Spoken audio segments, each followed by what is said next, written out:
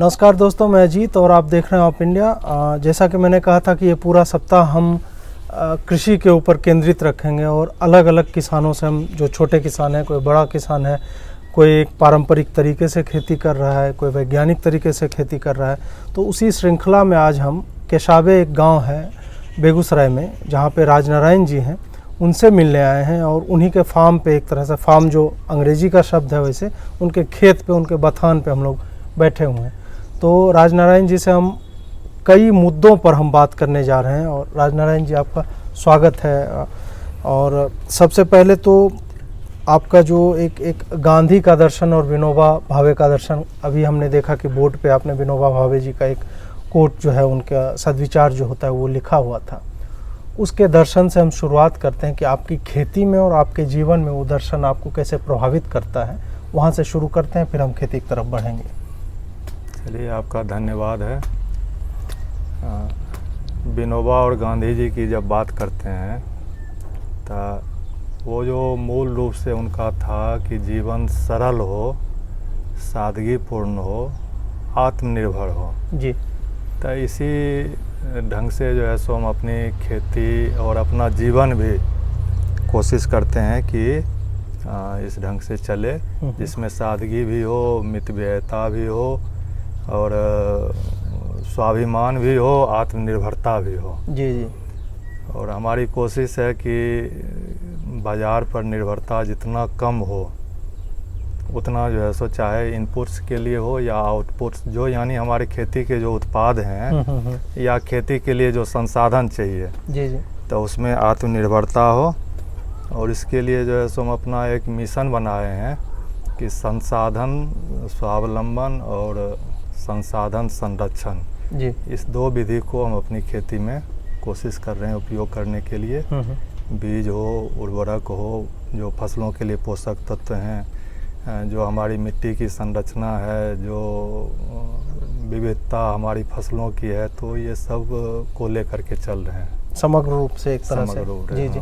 हाँ। अभी हम लोग केशावे के माइक्रो ट्रेनिंग सेंटर में बैठे हुए हैं, जो कि सुधा डेयरी यहीं पे बरौनी है, उसी के द्वारा एक तरह से कहा जाता है प्रायोजित है। और ऐसे कई लोगों को इसका जिम्मा दिया गया था, जहाँ तक मेरी समझ है। उसमें हम लोग जैसे अभी बात करे थे, आपने बताया कि सिर्फ 3 जगह सफल जिले में 3 जगह सफल रहा है। उसमें से एक हमारा है, आपका है, जहाँ पे हम लोग बैठे हुए हैं। तो ये माइक्रो ट्रेनिंग सेंटर होता क्या है, इसका कॉन्सेप्ट क्या है, इस पे बताइए थोड़ा सा। माइक्रो ट्रेनिंग सेंटर का मतलब है कि वो छोटी छोटी बातें जो किसान बहुत कुछ जानते भी हैं, लेकिन उसको कैसे करें, तो इसके लिए जो एक निश्चित रूपरेखा नहीं बन पाती है, तो उसको दिखाने के लिए एक कार्यक्रम जो हमारा शोध केंद्र है, हमारे कृषि विश्वविद्यालय हैं, तो उनका एक चलता था प्रयोगशाला से खेत तक, एक कार्यक्रम था उनका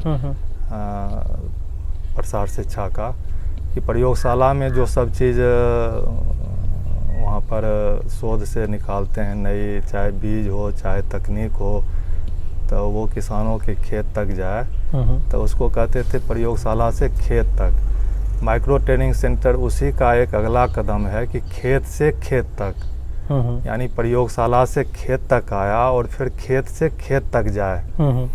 तो प्रयोगशाला में जो वहाँ रिसर्च सेंटर में होता है, तो वहाँ पर तो बहुत संसाधन भी, कुशलता भी, सब पर्याप्त होते हैं।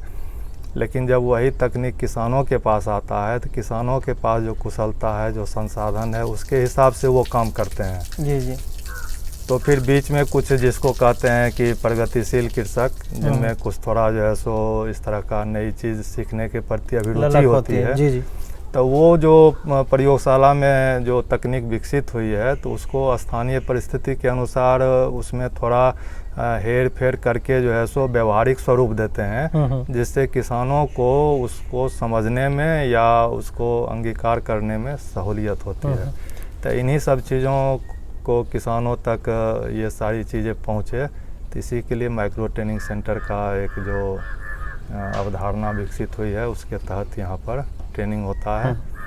यहाँ पर किसान बरौनी डेयरी के द्वारा ही आते हैं, पशुपालन से संबंधित जो व्यवहारिक जानकारी है, या चारा से संबंधित है, चारा संरक्षण से संबंधित है, रख रखाव से संबंधित है, कैसे ये लाभदायक बने, कैसे उसमें हमारा खर्च घटे। जी जी। तो इन सब चीज़ को सीखने के लिए किसान आते हैं और हम खुद वो सब काम करते हैं और हम ही उनको जो है सो बताते हैं, जिसमें कि 25% बताने की बात होती है और 75% देखने की बात होती है। सब चीज़ होते हुए देखना है। जी जी जी। तो उनके समझ में आता है कि ये हम भी कर सकते हैं, कोई ज़्यादा कठिन चीज़ नहीं है। इस तरह से धीरे धीरे परिवर्तन जो है सो आता है। तो परिवर्तन की अगर हम बात करें तो एक गांव में अगर इस तरह का कुछ आ जाता है, जैसे कि मैं जब बच्चा था 30 साल पहले की मैं बात कर रहा हूँ कि मेरे गांव में 6 लोगों ने डेयरी का काम शुरू किया था, दुग्ध उत्पादन का, जिससे सुधा डेयरी शायद उस वक्त नई नई आई थी। और उसके बाद हमने देखा कि धीरे धीरे वो 6 आदमी द्वारा शुरू की गई संस्था अभी के डेट में 30 लाख रुपये का व्यापार प्रति महीने करती है। यहाँ पे सिर्फ दूध का जो है उसने अपना शीतगृह बना लिया, कोल्ड स्टोरेज है, वो सब है। तो एक दुग्ध भंडारण की क्षमता या मिल्क सेंटर जो होता है उसको बनाने के बाद गांव की पृष्ठभूमि जो है बदल जाती है और एक पीढ़ी में ही वो बदलाव तुरंत भी दिखने लगता है। तो क्या आपके इस सेंटर के कारण या आपकी इस जागरूकता और प्रयोगधर्मिता के कारण, जिसके बारे में आगे भी बात करेंगे, आपके गांव में किसी तरह का बदलाव आपने देखा है कि लोग आपको देखकर, एक तो हो गया कि आपने जिसको ट्रेन किया, आपने कहा कि बरौनी डेयरी वाले भेजते हैं, दूसरा ये भी है कि गांव घर के लोग जिसके आप चाचा होंगे, जिसके आप पिता स्वरूप हैं या बाबा लगेंगे, तो क्या वो लोग आके सीखते हैं और उनसे आपके इस गांव में कितना बदलाव आया है? बदलाव तो हुआ है। बहुत सारी चीज़ें जो नई तकनीक, नए बीज हैं, वो आमतौर पर हम अपने यहाँ जो है सो उसको लगाते हैं, प्रयोग करते हैं और फिर गांव के लोग भी, बाहर के लोग भी आते हैं और धीरे धीरे ये जो कोई नई तकनीक और जो नई चीज़ें हैं उनको लोग बहुत धीरे धीरे स्वीकार करते हैं। जो करते आए हैं उनके प्रति जितना उनको विश्वास होता है, तो नई चीज़ों के प्रति उतना विश्वास जल्दी हो नहीं पाता है। लेकिन जब वो देखते हैं खेतों में और उसका प्रभाव देखते हैं कि जो तकनीकें प्रयोग में लाई गई हैं उसका क्या फसल पर असर है, क्या उत्पादन पर असर है, तो फिर धीरे धीरे और हमारी कोशिश होती है कि जो कुछ यहाँ पर जानकारी मिले तो उसके लिए जो संसाधन चाहिए तो वो भी उनको उपलब्ध हो, और जहाँ से ये संसाधन उपलब्ध होते हैं तो वहाँ से थोड़ा हम लिंक भी जोड़ करके रखते हैं। तो इस तरह से बदलाव तो हो रहा है। थोड़ा सा आप अपने पृष्ठभूमि के बारे में बताइए कि आप क्या किसान ही बनना चाहते थे या आपने एजुकेशन ली है? मैंने सुना कि जूलॉजी में आपने बैचलर्स किया हुआ है, तो फिर ये कृषि की तरफ क्यों? कुछ तो आनुवांशिक गुण होगा। मेरे पिताजी जी 1950 में BA BL की डिग्री ली थी और उसके बाद वो कृषि कार्य में आ गए थे जी। और उस समय जो है सो 1960, 65, 70 के आसपास जो है जहाँ भी कहीं किसान मेला लगता था, पंतनगर, पूसा, वो वहाँ पर जाते थे। तो उनकी भी खेती थी उस ढंग की कि लोग जो है सो उनसे सीखने के लिए आते थे। जी जी। तो कुछ आनुवांशिक गुण हुआ। हालांकि बीच में शुरुआती जीवन में थोड़ा हमने प्रयास किया था कि कोई दूसरा भी व्यवसाय करें, लेकिन आकस्मिक रूप से पिताजी के देहांत हो जाने के बाद हम कृषि कार्य से जुड़ गए। हालांकि उनके समय भी जो कुछ संभव होता था तो उनको सहयोग करते थे, लेकिन तो उनके डेथ के बाद आपने इसको पूर्णकालिक रूप से अपना लिया? पूर्णकालिक रूप से अपना लिए और सबसे बड़ी बात है कि इसमें रुचि थी, इसीलिए पैशन था। तो हाँ। आप इन्वेस्टमेंट की भी बात करते हैं कि जैसे आज का किसान बोलता है कि हम 14 रुपया तो हम गेहूं में लगा ही रहे हैं प्रति किलो, जो उत्पादन होकर आ रहा है हमको 16 रुपया ही बाजार देना चाह रहा है, उस तरह की बातें होती हैं। तो ये जो इन्वेस्टमेंट होता है, पूंजी, हमेशा जब भी सीजन कोई रबी या खरीफ का शुरू होता है तो किसान पूंजी के लिए भी थोड़ा सा भागदौड़ करता है और उसके बाद कुछ जो नए लोग हैं वो चाहते हैं कि तुरंत हम इतना लगा दें तो हमको इतना मिल जाए। तो आप ही बता रहे थे कि खेती और पूंजी में जो है एक संतुलन की आवश्यकता है। ऐसा नहीं होता है कि आप 1 लाख लगा के 5 लाख पा जाएंगे। तो वो आप ऐसा क्यों मानते हैं? पहली बात तो है कि खेती में जो एक बदलाव हुआ है पिछले कई वर्षों से धीरे धीरे बदलाव हुआ है कि खेती के मामले में किसान आज से अगर 40-45 साल पहले की बात करें तो वो एक तरह से स्वावलंबी था। उनके पास जुताई के साधन थे, प्रत्येक किसान के पास। उनके पास अपना बीज था और उनकी लागत बहुत कम थी, बाज़ार पर उनकी निर्भरता बहुत कम थी। तो जैसे जैसे तकनीक का विकास हुआ है तो धीरे धीरे हुआ क्या, मैकेनाइजेशन बढ़ता गया। उसमें फिर बीजों के बारे में जो नए नए बीज आए तो वो उसके चलते बाज़ार पर उनकी निर्भरता बढ़ती गई। और खेती के जितने भी संसाधन हैं उसमें जैसे जैसे बाज़ार पर निर्भरता बढ़ती जा रही है उसी तरह किसानों की परेशानी भी बढ़ती जा रही है। उनका लागत जो है सो बढ़ता जा रहा है। अभी एक साधारण रूप में समझिए कि जो हाइब्रिड मक्के का बीज है वो बाज़ार में अभी लगभग 350 से 400 रुपये किलो उपलब्ध है। जी जी। लेकिन वही बीज जो कंपनियां किसानों के खेत पर तैयार करती है तो उनको मुश्किल से 50 रुपये किलो बस उनको मिलता है। तो बाकी ये जो 300 रुपये किलो अतिरिक्त वृद्धि हुई है वो केवल जो है सो उनका जो मार्केटिंग वगैरह या और सब है, इस सब में डीलर रिटेलर का कमीशन, ये 300 रुपये का खर्च जो किसानों को चुकाना पड़ता है वो मूल कीमत है नहीं। तो इस तरह से उनका लागत बढ़ गया। लेकिन वही बीज अगर किसान अपने खेत पर पैदा करे और अपने स्तर से किसानों को उपलब्ध करवाए तो मुझे लगता है कि वो बीज की कीमत शायद 1/3 रह जाए। अच्छा, बीज पे ही थोड़ा सा और बात करते हैं, क्योंकि बीज को लेके एक बीटी वाला बीज आ रहा था बीच में, बीटी ब्रिंजल था, बीटी कॉटन था। ऐसे बीज जो एक ही बार आप रोप सकते हैं, उसके बाद आपको उसके जैसे ओढ़ा है मकई वाला है बाइल जो है, तो उससे हम बीज बना नहीं सकते। तो क्या ये समस्या इधर भी है हाइब्रिड बीजों में, या एक्चुअल में हम तैयार कर सकते हैं? और अगर कर सकते हैं तो किसान क्यों नहीं करता है? एक तो है कि बीज में तो 3 तरह का हो जाता है। एक तो जो बीज कहते हैं जिसको देसी ओपन पॉलिनेटेड कहते हैं। अच्छा, हाँ। जो कि सहज रूप से तैयार खेतों में हो सकता है। और दूसरा हाइब्रिड बीज हुआ जो 2 किस्मों को क्रॉस करके तब निकालते हैं, तो थोड़ा टेक्निकल काम होता है। और तीसरा अभी जैसे बीटी बोले वो जेनेटिकल मॉडिफाइड बीज होता है जिनमें परिवर्तन करके वो तैयार किए हैं।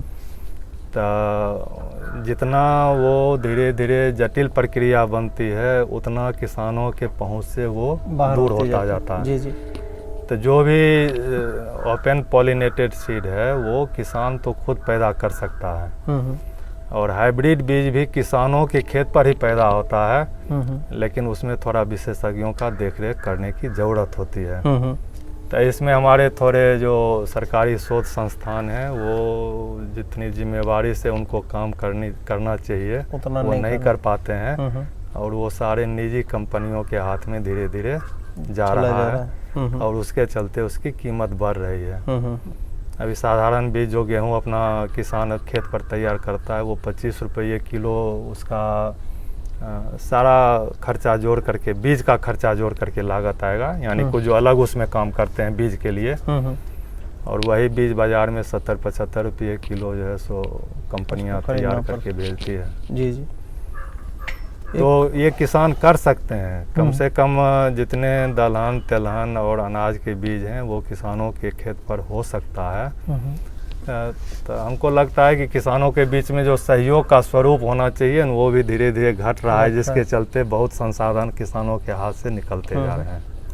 इसी पे थोड़ा और टच कीजिए। कम्युनिटी फार्मिंग जो एक जैसे मेरा ननिहाल है तो उधर क्या है कि गेहूं की अगर कटाई करनी होगी तो एक पूरा टोला या गोतिया भाई जिसको कहते हैं, चाहे तुम्हारा 2 कट्ठा ज़मीन है या 2 बीघा है, पूरा का पूरा टोला उठ के जाएगा, पहले एक का काटेगा फिर दूसरे का काटेगा। इस तरह की चीज़ें होती थी।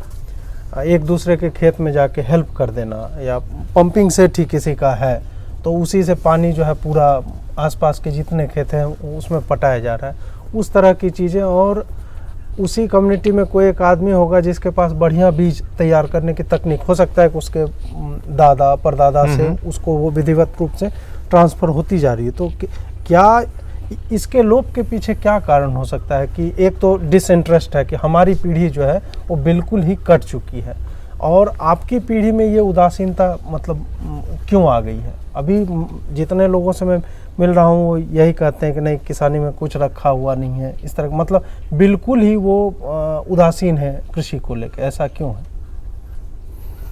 असल कृषि के अलावे जो दूसरा सब क्षेत्र है उसका जिस ढंग से विकास हुआ और आर्थिक गतिविधि में सबसे ज़्यादा हिस्सा उन्होंने धीरे धीरे पकड़ लिया, तो खेती में वो हिस्सेदारी घटती गई।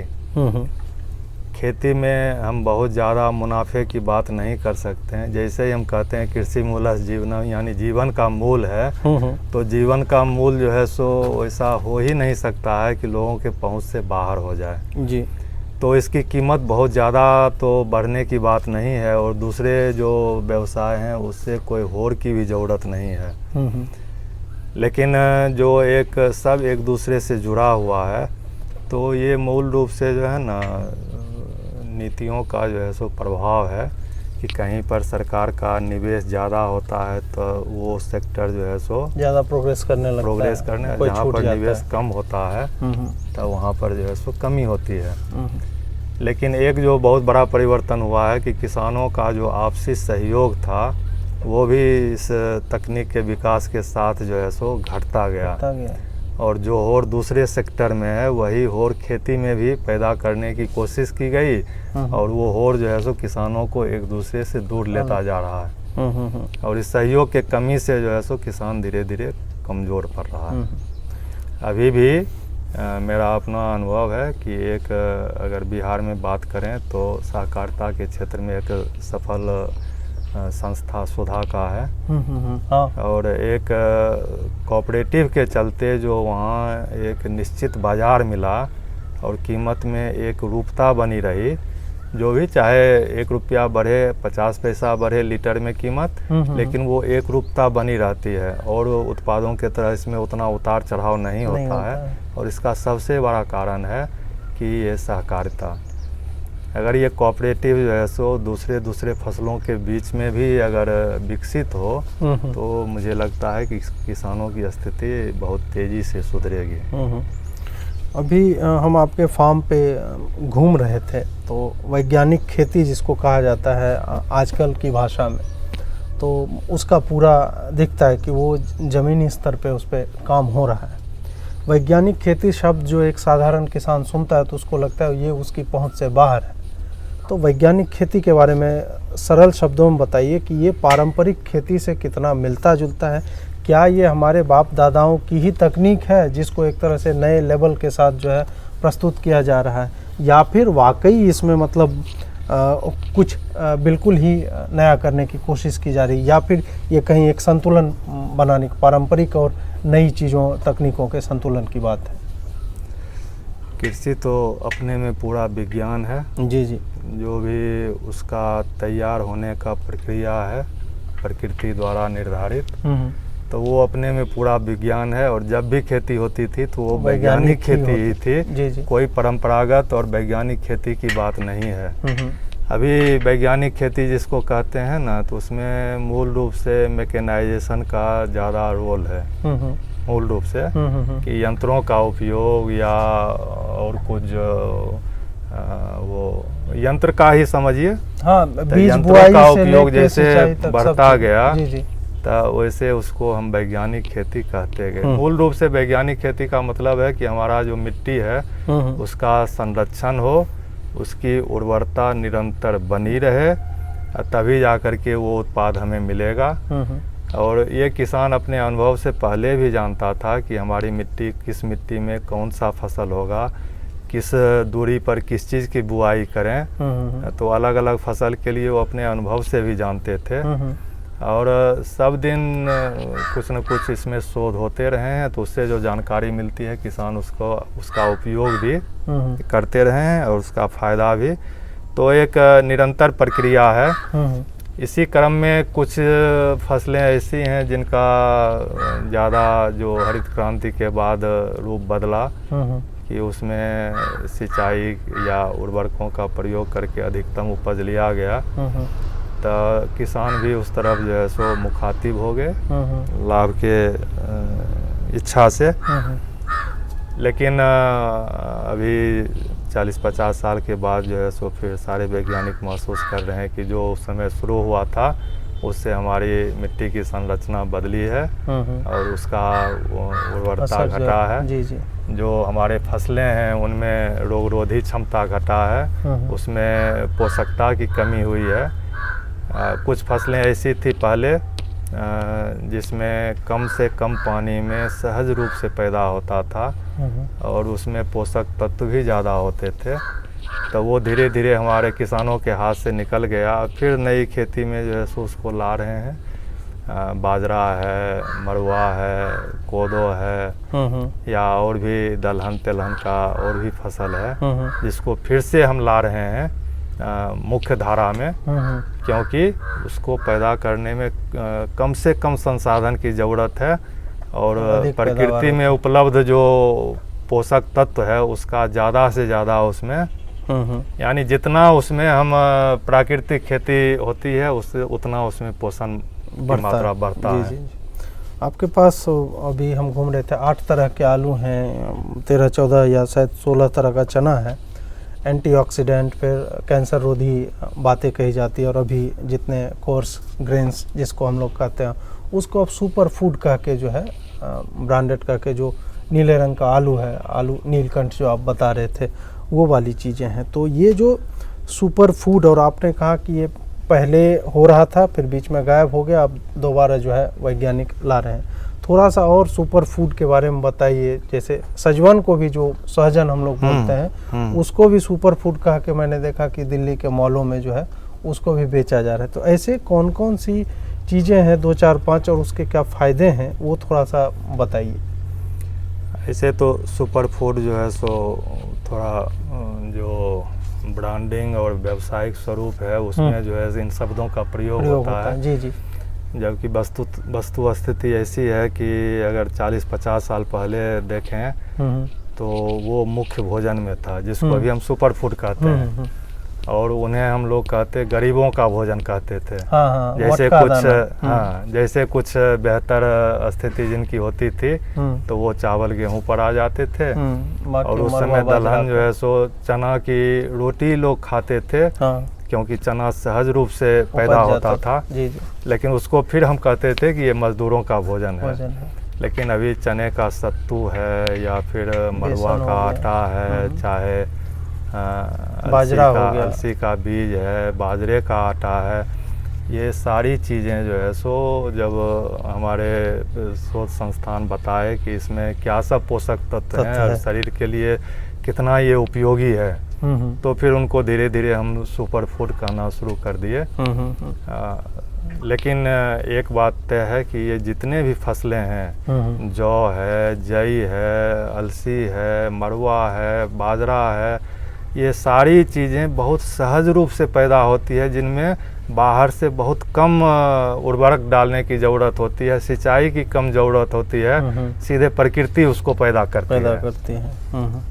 प्रकृति से फिर याद आया कि आप ही ने कहा कि खेती जो है मूलतः प्रकृति से जुड़ी हुई चीज़ है और इसमें मात्र 15% जो है ह्यूमन का योगदान होता है, उसको थोड़ा सा और विस्तार से समझाइए।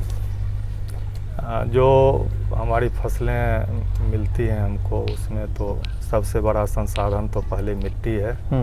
मिट्टी ने प्रकृति हजारों साल में जा कर के तैयार करती है, और मिट्टी की जो जीवंतता है, अंग्रेजी में जैसे सॉइल कहते हैं, तो उसको फिर व्याख्या करके बताया कि सोल ऑफ इन्फिनिटिव ऑर्गेनिज्म। अच्छा। लिविंग ऑर्गेनिज्म, यानी असंख्य सूक्ष्म जीवाणुओं का वो घर है, और वही मिट्टी को जीवंत बनाती है। मिट्टी कोई निर्जीव चीज़ नहीं है, और चूँकि उससे जीवंत फसलें हमारे पास मिलते हैं तो निश्चित रूप से वो जीवंत है मिट्टी। तो ये जीवंतता जो है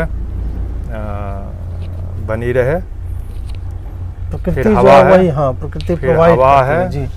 जो भी हमारे पेड़ पौधे हैं वो फिर हमारी ही तरह जो है सो ऑक्सीजन ग्रहण करते हैं। फिर लेकिन नाइट्रोजन का पेड़ पौधों योगदान में होता है। सबसे बड़ा गुण है कि वो अपने भोजन तैयार करने के लिए कार्बन डाइऑक्साइड का डाइऑक्साइड। उपयोग करते हैं, जो कि सूर्य की रोशनी से उनमें वो का सारा संश्लेषण जितने भी द्वारा। पोषक तत्व तैयार होते हैं तो उन्हीं के माध्यम से। जी जी। फिर पानी जो है सो इस सब को व्यवस्थित रूप से करती है, सबका जो क्रिया प्रतिक्रिया होता है उसमें जीवन को बनाए रखती है, पेड़ पौधे का भी।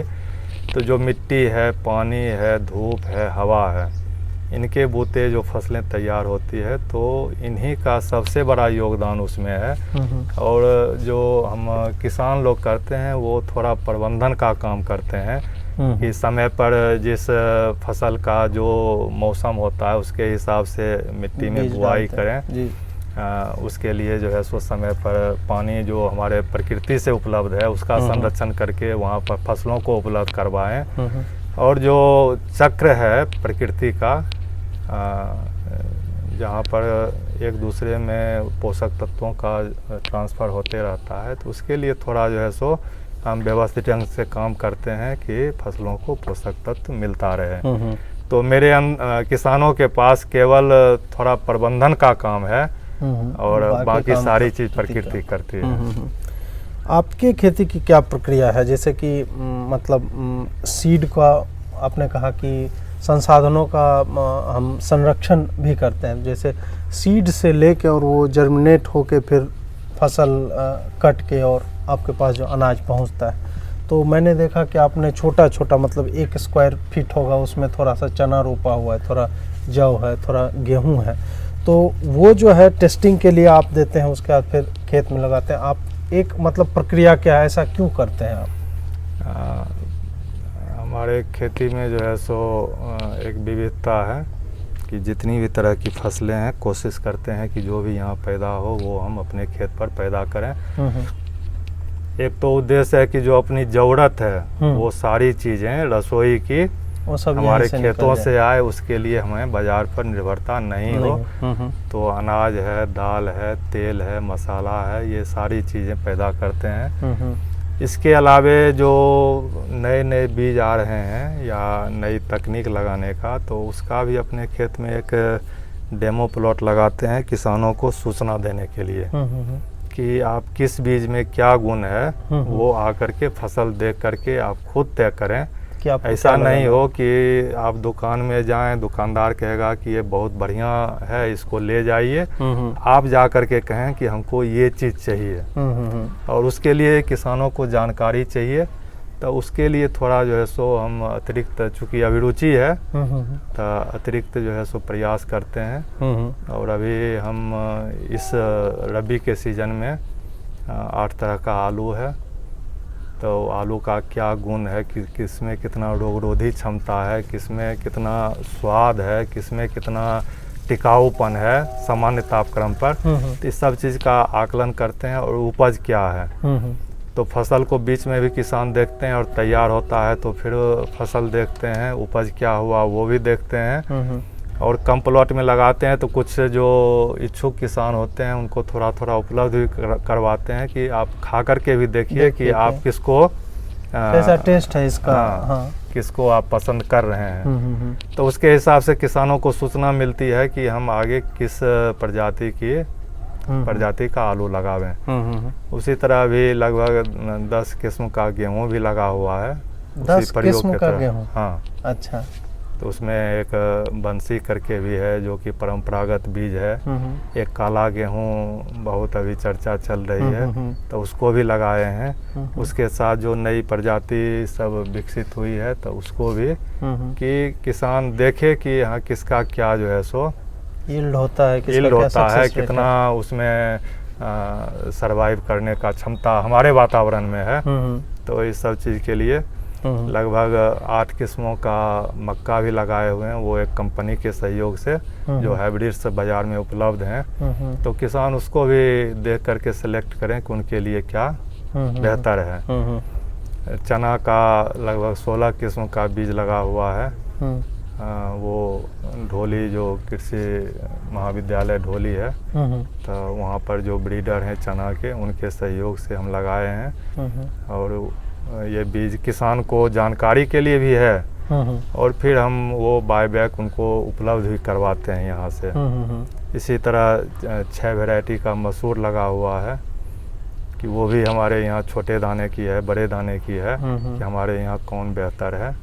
तो एक तरह से किसानों को सूचना देने के लिए है, जानकारी देने के लिए कि आप आकर के व्यवहारिक रूप से देखें, केवल किताबी बात नहीं हो। हाँ। खेत में फसल देख करके आप चयन करें कि आपके लिए कौन सी फसल अच्छी है। एक अभी आप महाविद्यालय की आपने बात की, तो उससे और पहले भी हम लोग बात कर रहे थे कि कई जगह यूनिवर्सिटीज़ खुली हुई हैं, कई जगह कृषि विज्ञान केंद्र खुले हुए हैं। एक दो जगह सक्सेसफुल है, कई जगह बिल्कुल ही सक्सेसफुल नहीं है, वो बस एक मतलब खंडहर उसको कह सकते हैं, उसमें कुछ लोग रहते होंगे, वो बात अलग है। तो ऐसे महाविद्यालयों की या शोध की जगहें जितने रिसर्च इंस्टीट्यूट्स हैं, उसका मतलब उसकी प्रासंगिकता क्या है? वो क्या वाकई में आउटरीच करना चाहते हैं, या फिर कोई किसान वहाँ जाएगा तो मदद करेंगे, या किसान जाने के बाद भी कुछ ऐसी जगह हैं जहाँ से कोई मदद नहीं मिलती है? तो आपको लगता है कि सरकार का ये जो मॉडल है रिसर्च इंस्टीट्यूट्स बनाने का, वो पूरी तरह से या आंशिक तरह से सफल रहा है?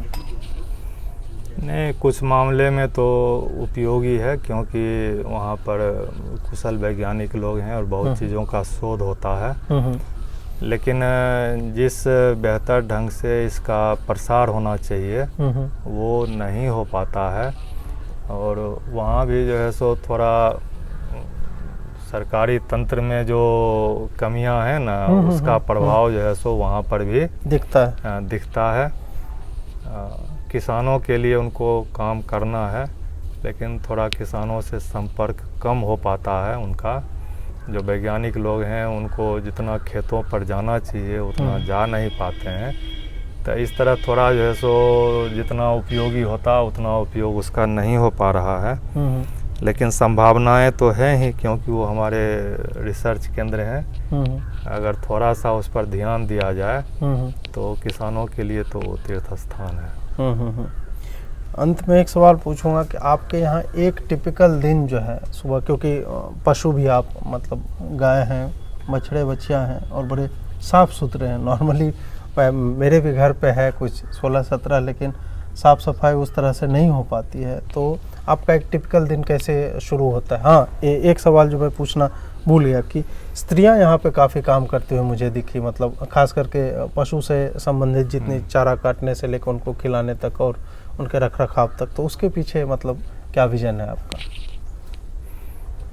नहीं, ऐसे तो बहुत किसान कहते हैं कि खेती काम में जो है सो मजदूर नहीं मिल पाता है, और महिलाएं भी बहुत कम जो है सो बहुत जगह काम करती है। लेकिन हमारा पूरा जो अपना सेटअप है, तो यहाँ 365 दिन का काम होता है। पहली बात तो एक अस्थाई रूप से उनको 365 दिन का काम मिलता है, तो यहाँ से जुड़ गई। दूसरी बात है कि यहाँ पर जो हम लोग काम करते हैं तो उसमें थोड़ा अंतर नहीं है कि ये मजदूर काम कर रहे हैं, हम जो है सो किसान मालिक के रूप में अलग छाता लगा करके बैठे हुए हैं। ऐसी बात नहीं है। साथ साथ जितना भी काम है वो करेंगे, पशु से जुड़ा हुआ, खेत से जुड़ा हुआ, तो उनके साथ अपना भी काम हम भी अपने हाथों से काम करते हैं। तो उनको भी थोड़ा जो है सो मन में लगता है कि ये एक स्वाभिमान यहाँ पर हमारा बना हुआ है। तो इसके चलते जो है सो जुड़े हुए हैं, और हम साल में लगभग 5 लाख रुपए की मजदूरी देते हैं, साल में देते हैं। और 5-6 परिवार है जो कि अस्थायी रूप से इस काम से जुड़ा हुआ है। ऐसे तो खेती में कहते हैं कि मजदूर का योगदान घटाइए, यंत्रीकरण कीजिए तो किसानों का लाभ बढ़ेगा। लेकिन मेरी अपनी समझ है कि जितनी खेती करते हैं उससे अगर 8-10 परिवारों का भरण पोषण हो रहा है तो वो हमारे लिए ज़्यादा बेहतर है, इससे कि हमारे पास अतिरिक्त 1-2 लाख रुपया जो है सो आ जाए। जी। तो खेती तो पैदावार देती है, लेकिन उसमें ये सारे लोग एक तरह से हिस्सेदार हैं। तो उनको आत्मसम्मान का बोध होता है, तो हमारे यहाँ जुड़े हुए हैं। जी जी जी। एक आपका टिपिकल दिन कैसे शुरू होता है? सुबह कितने बजे जागते हैं? हमारा दिन सुबह 4 बजे से शुरू होता है। 4 बजे यहाँ अपने गौशाला में आते हैं और गाय का सबसे पहले काम है कि साफ़ सफाई करके गाय का दूध निकालते हैं। 4:30 से 6 बजे तक दूध निकालने का काम है। फिर उसको चारा दाना दे करके 7 बजे तक यहाँ हमारा काम सुबह का संपन्न हो जाता है। फिर घर पर 1.5-2 घंटे रहते हैं, कुछ लोगों से अपना मिलना जुलना, फिर नाश्ता वास्ता करके आते हैं। तो 9 बजे से यहाँ फिर जो दिन का काम है वो शुरू हो जाता है। 9 बजे से लेकर के लगभग 1-1.5 बजे तक, फिर 1 घंटा लंच के लिए छुट्टी, फिर 2:30-3 बजे से लेकर के 6 बजे तक यहाँ काम जी करते हैं। हम 2 भाई हैं, दोनों भाई जो है सो अच्छा अभी जो साथ में बैठे हुए थे। अच्छा तो इसमें फिजिकली अपना पूरा योगदान देते हैं मजदूरों के साथ। और जो काम है थोड़ी अपनी पशुपालन को लेकर के और खेती का जो अपना शेड्यूल बना हुआ है, तो लगभग 365 दिन का काम रहता है। हमारे यहाँ ये नहीं है कि सीजन में काम हुआ तो फिर अवकाश हुआ और फिर जो है सो दिन रात का काम हुआ। 365 दिन जो है सो काम करते हैं। बुआई भी प्रत्येक महीने हमारा चलता है, कटाई तो प्रत्येक दिन चलते रहता है, चाहे चारे का हो या फिर कोई तैयार फसल। तो इस तरह जो है सो अपना 24 घंटे का जी जी जी। इसी बीच में जैसे जो ज़रूरत होता है, तो कुछ सामाजिक रूप से भी जो गतिविधि होती है तो उसमें भी अपना समय देते हैं। अब हम आपके फार्म पे थोड़ा सा घूमेंगे और उसकी झलक भी लोगों को मैं दिखाना चाहता हूँ, चाहे वो पशुपालन वाला हो या फिर हमारे पीछे जो लोग खेत में देख पा रहे होंगे उसके बारे में, और अलग अलग हम भी देखना चाहते हैं कि किस तरह से खेती होती है। तो उसको देखने के लिए हम लोग अभी चलेंगे। फ़िलहाल बातचीत के लिए बहुत बहुत आभार आपका। चलिए, आपका धन्यवाद है कि कुछ बातें अगर किसानों तक पहुंचती है, कुछ अगर उनको फ़ायदा होता है तो हम भी समझेंगे कि हमारा प्रयास सफल हुआ। जी जी जी।